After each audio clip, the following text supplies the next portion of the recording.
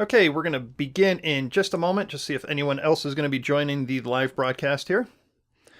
Hello, Melanie. Welcome to the show. Thank you.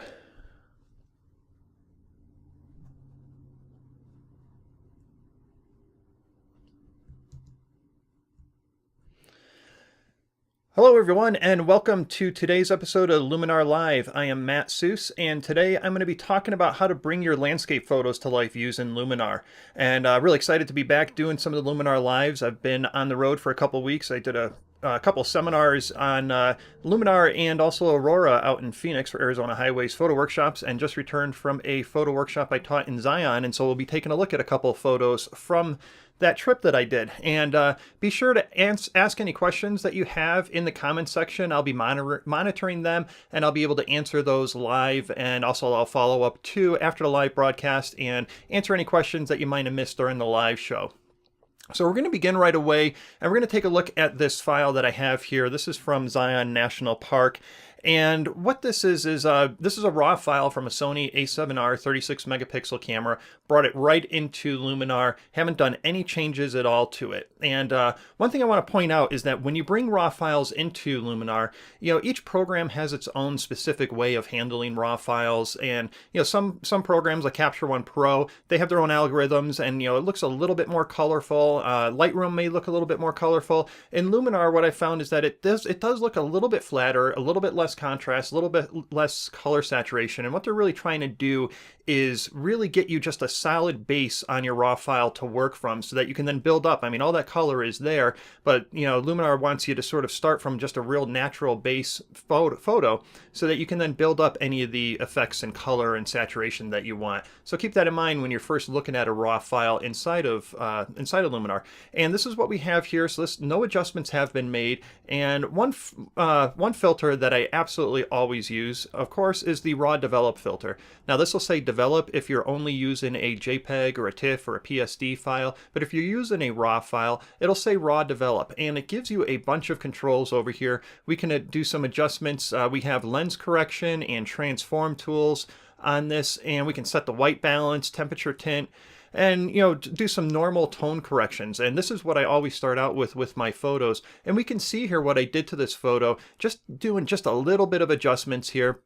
I actually left the white balance as shot and added just a little bit of a contrast. Shadows, opened up the shadows just a little bit and added a little bit of clarity. Now, whenever I'm starting to work on a photo, I really take a look at it first in its raw state just to see what I want to do to this photo. And this photo in particular, and I photographed this at sunrise in Zion, and it was great. I had a nice cloudy morning, and the sun came through in just a couple slivers of openings of clouds when it was rising. So I had this incredible directional light right in here, being just given a ribbon of light. And so I want to keep that effect. I don't want to bring up all my shadows. I don't want to, I want to have this nice and contrasty and moody. So I didn't have to do too much in the raw development at all here.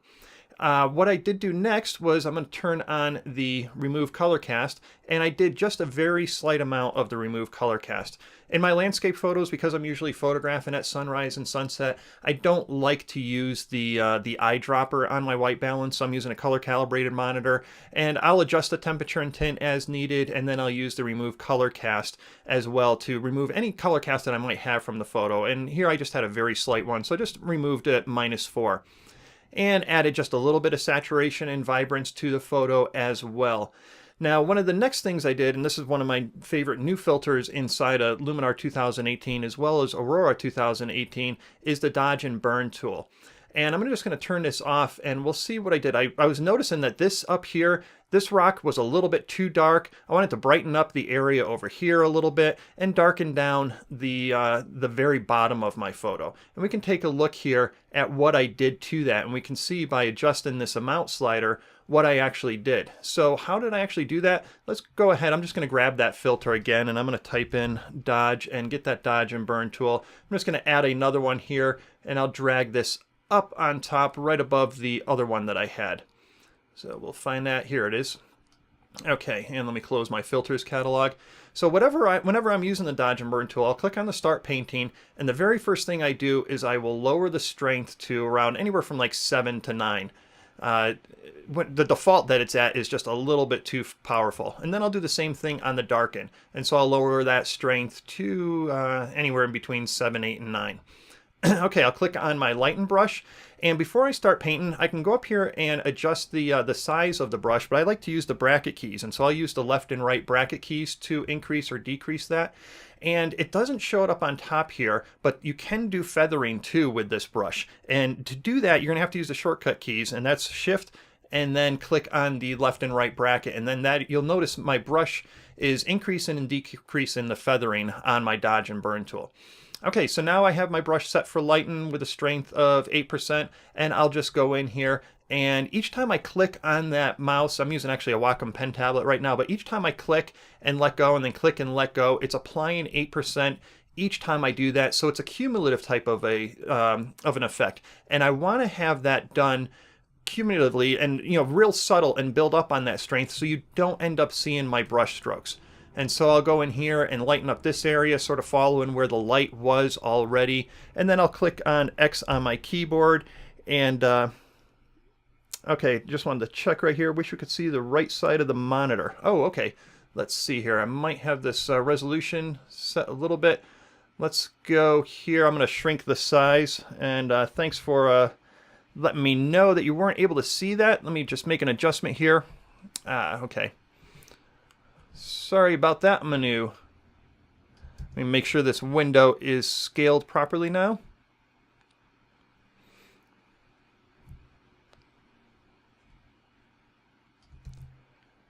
Okay, so we should be back in business. Let me know if you cannot see the right-hand side anymore.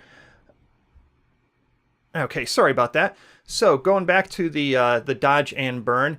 So I'm brightening up the areas that are brighter, and I'm going to darken up the areas that I wanted to have just a little bit darker. And so I'll come down here and I will darken. Whoops, I have that on erase. I'll click on darken and darken the right-hand side. Okay, great, Doug. Thank you very much. Now you can see that. Sorry about that. Okay, so what I'll do here, I'm just going to backtrack a little bit just to show you some of the settings that I had here. So on my raw develop, so again, my temperature was set as shot, and increase my contrast and increase the clarity just a little bit and remove that color cast ever so slightly. Great, thank you, Lynn. Glad you can see that now. And also adjusted the, again, a little bit on my saturation and vibrance. And so now I'm back on my dodge and burn tool, and I am just doing a sort of trying to brighten up this area, darken down this foreground area. And let me turn that back off, and I'll turn back on my original one because this was the one that I had done before, and we can see the effect and see how that's brightened up, and this is darkened down on the bottom. Okay, scrolling down a little bit further, another one of my favorite filters that I like to use is the split color warmth filter, and I will click on this right here and turn this on. Now this one here, I didn't do a whole lot of adjustments to, so I did a +3 on the warm and a -30 on the cool. And, I like this a lot, again, because I'm photographing at sunrise, and, I have some really nice warm colors to it, and I have some cool colors as well that I want to accentuate. And so by adding a let's see, I think I had that at a +3 on the, let's get back to that, +3. I'll use this here. Sometimes a little bit difficult getting that with the Wacom pen. And then with this with a -30, you can see the before and after. I wanted to enhance the blue in the sky. The clouds were a little bit bluish, especially when you see that yellow just peeking through the clouds. Now coming down here is the color contrast, and this one here, I'm going to turn this off and on so you can see what I did. And you'll notice that it's affecting this area over here. Now one of the great things is when you want to add a filter, you can go down here, and this one happens to be in the professional area. So that was the color contrast. And you can see what this is going to do. So it gives you a little bit of description. So this says that the color contrast affects the color range to which to apply contrast. The color selected will cause objects of that color to become lighter, while opposite colors on color wheel will become darker. And it helps make flat images pop based on the colors of the image. So this filter here I use a lot in my photos, and I'll show you what I ended up doing to it. And if you notice, I actually even did a mask too, so I only applied it to a certain area. So let me go ahead and click on Add Filter, and we will get that color contrast added. And I'll just drag that up above so I can see the settings that I had again. Okay, here it is. So I'll turn off my original one, and show you how this filter works. So you have an amount slider. By clicking and dragging on the amount slider, you can see, I mean, this is the strength of the contrast. Obviously, if you're going all the way up here, you're getting extreme contrast. You know, you're getting blacks and, you know, your highlights are blown out. Definitely don't want to go that strong. Looks like I went to around 29 on that. Now, you use the hue slider to adjust the color range. And check this out. As I drag this along, you can see I'm dragging this along slowly. Look at the contrast being added to certain hues in my photo. So I went through here, gave it a little bit of an amount, and then I scrolled through here and wanted to see what look gave me the most pleasing results. And it was somewhere, let's see here, it was somewhere around 28 that I really liked this look. And I noticed that I really liked it over here in the photo, did not like it over here. So all I did was click on my brush tool and I ended up painting in. And so I'll lower my opacity again to like something in the 70s, and then I'll click and just paint in that color contrast just to where I need it. And it was in this little section right over here. So you'll notice with my work, I do a lot of selective edits because I want to apply things just to specific parts of my photo. And so that's what I did with the color contrast, and we'll look at the one that I did officially and see that result. Another favorite filter that I have for landscape photos is the curves tool, and most of the time I'm just adding just a slight S curve to it just by clicking and dragging on the control points. You can see a before and after, gave it just a little bit of contrast. Scroll down a little bit further, I added a little bit of structure to it, and the Orton Effect. This is another one of my favorite filters for my landscape photos. And I use this to varying degrees. I don't use it all the time, but I always at least check it out just to see what it's doing. And if I turn this off and on, we can see how it's darkened up. It's added a little bit more contrast, a little bit more mood to the photo. I even increased the contrast a little bit, desaturated it a little bit, and lowered the softness. I didn't want the photo to be too soft. So I lowered the softness of it. And you'll notice that I did a mask here as well. So what did I do? Let's go ahead and grab that Orton filter. Here it is, the Orton Effect. And again, I'll just click that up here so we can see. I'll turn off my original one and turn back on. Let's see here. So I gave this around plus 29 or so. Let's get that a little bit closer. Okay. Lowered my softness to about 6. And oh, 3 or 6, 5 is good. Okay. Actually, my contrast stayed the same. So it was a plus 15 on the contrast, and lowered the saturation just a little bit. And what I noticed was that over in here, it was still a little bit too saturated, a little bit too punchy with the filter. So again, just a quick grab of the brush tool, lower the opacity down a little bit more. I'll click on erase, and I'll just erase that effect where it was a little bit too strong right in the center there. Okay, so this was the result that I got from that. And lastly, I added just a little bit of a vignette to my photo. And so with all these steps, we can see how I went from here to here using a bunch of my favorite filters. Now I'm going to open up another photo and show you a couple more things that I like to do with my photos. And as I'm doing that, if anyone has any questions, go ahead and let me know on that. Let me grab, just going to close out this photo here. And let's open up this one over here.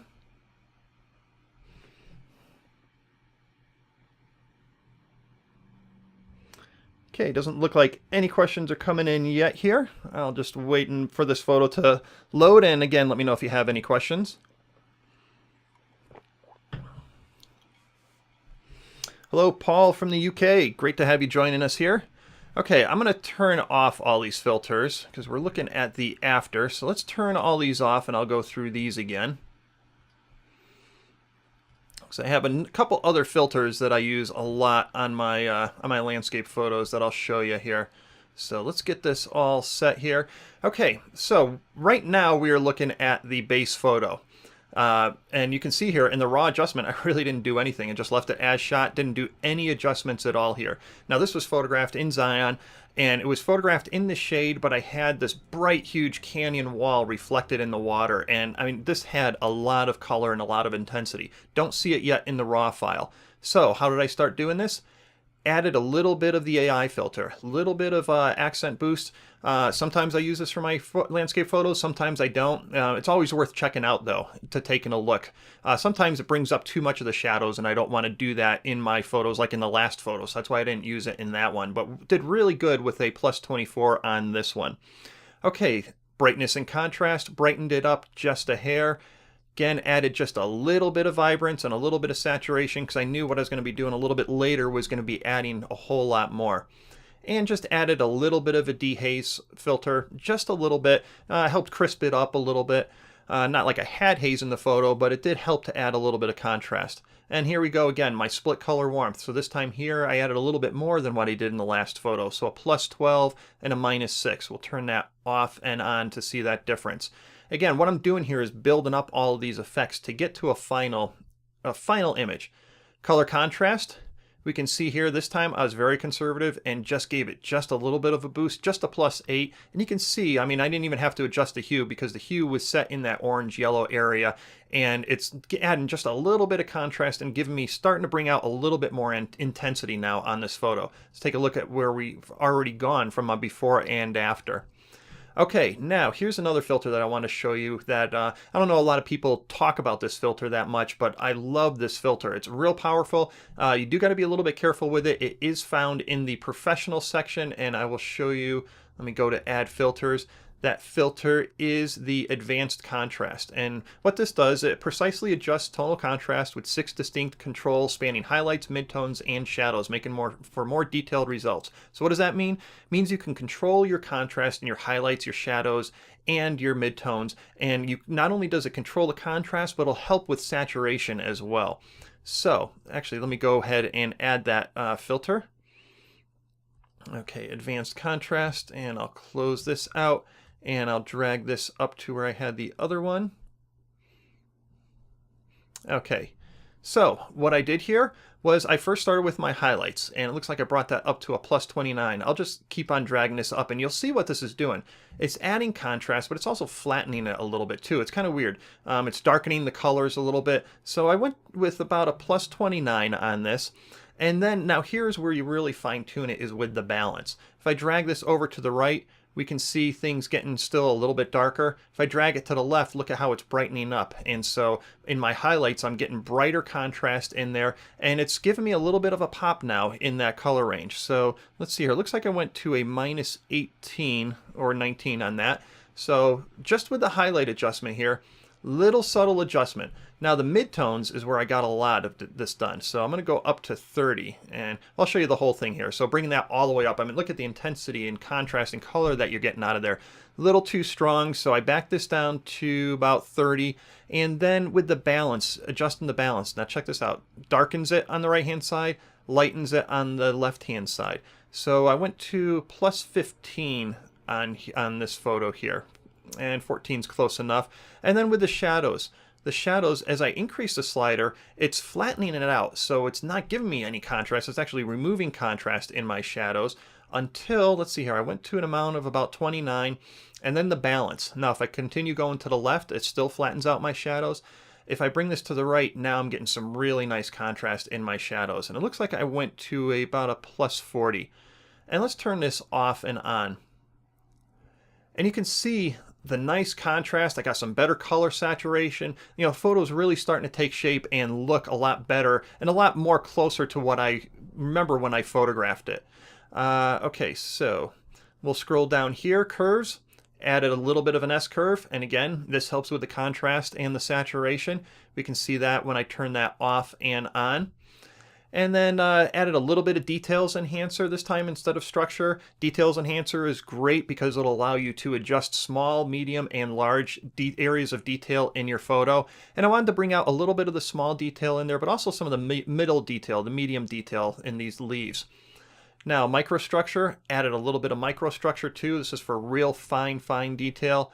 And here we are again with the Orton Effect. So I brought this in and was a little bit more aggressive with it than I did on the last photo, I believe. So I think I'm in a plus 25 here and didn't have to do any other adjustments. I just left it at the softness that it defaults to. I like that softness in this particular photo, and also the contrast. And then gave it a little bit of a vignette. And I do a lot of vignettes on my photos, and we can see here that I minused it out, minus 68, and also increased it, the inner light, to brighten up the middle. So darken down the edges, brighten up the middle. It brings your eye into the photo. And so we can take a look here now at this before and after. And I mean, you know, look at the raw, just completely flat, no color at all. And I got some really nice contrast. I mean, this has, it's a really cool, it's almost like a metallic effect to it. I mean, I bet you this will look awesome printed on metallic photo paper. And, you know, this is really cool because I got these nice blues here with the yellows, again, from that split warmth color filter. So I'm going to see if we have any more questions here. And let's take a look. Is there a way to see any sharpening being applied? Paul is asking. Yeah, you know, I didn't apply any sharpening. There is a sharpening filter in here, but what I was doing was adding some microstructure in Details Enhancer. And if I were to zoom in on this photo, and let's see here, if I were to zoom in and then turn this off and on, you'll be able to see what's being applied. And so if you are doing any detail, you know, any structure filters or any sharpening, you know, be sure to zoom into 100% so you can see that effect being applied. And there is a sharpen filter. Oops, there is a sharpen filter right here. So sharpening, so under the issues fixer. It's not something I use a whole lot. Usually I'm getting my sharpening again from using any structure or details, you know, microstructure and like that detail slider that I just showed. Okay, I need to process from Elmi image. If I process them too much, then it won't pass QC. Does your workflow pass any? I guess then this is for stock photos. Yeah, I mean, you know, you're just going to have to restrain, you know, the sliders. You know, I'm not shooting for stock photo agencies. I'm shooting for my own fine art collection. So, you know, my photos, you know, my style, my personal style is real colorful and high contrast. So, you know, I could see how this photo probably wouldn't work for a stock agency. So you're going to have to probably cut back on the sliders a little bit. And one thing that you can do over here on the right-hand side is when you get all these effects and you like everything that you did, but you don't want to go back here and minusing out some of these sliders to knock it down a little bit. If you notice on the very bottom, there's a filters amount slider.